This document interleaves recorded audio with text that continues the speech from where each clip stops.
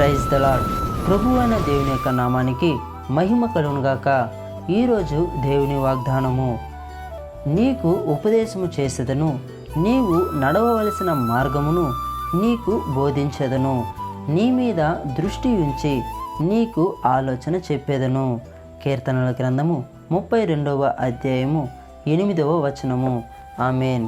మన యొక్క జీవితంలో తప్పుడడుగులు వేయకుండా ఉండాలి అంటే, తప్పుడు నిర్ణయాలు తీసుకోకుండా ఉండాలి అంటే, తప్పుడు పనులు చేయకుండా ఉండాలి అంటే, తప్పుడు మార్గంలో మనము నడవకుండా ఉండాలి అంటే, మనకు మంచి ఆలోచన చెప్పి మంచితనాన్ని గురించి చెప్పేవారు కావాలి.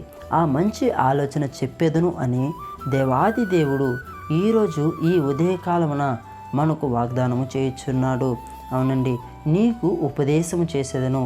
ఒక టీచర్ తన యొక్క స్టూడెంట్కి ఎలా ఉపదేశిస్తారో అదే విధముగా దేవాది దేవుడు నీకు ఉపదేశిస్తాను అని అంటున్నారు.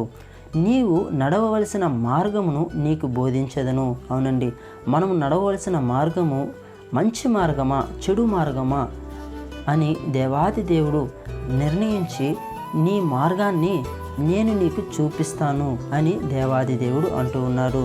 అవునండి, మన మీద దృష్టి ఉంచి మంచి ఆలోచన చెబుతానని దేవాది దేవుడు ఈ ఉదయకాలం మనతో అంటూ ఉన్నాడు. అవునండి, మనము పరిశుద్ధ వాక్యాన్ని చదవడం ద్వారా, విశ్వాసముతో ప్రార్థించడం ద్వారా, మన యొక్క జీవితంలో వాటిని అవలంబించడం ద్వారా దేవుని యొక్క దీవెనలను పొందుకోగలము.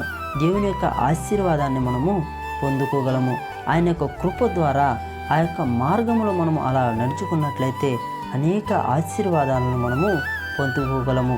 అవునండి, ఎన్ని కష్టాలు వచ్చినా, ఇరుకులు ఉన్నా, ఇబ్బందులు ఉన్నా, వాటన్నిటినీ ఎదుర్కొనే శక్తిని, ధైర్యమును దేవాది దేవుడు దయచేసి మనలను దీవిస్తానని ఈరోజు వాగ్దానం చేయించు ఉన్నాడు.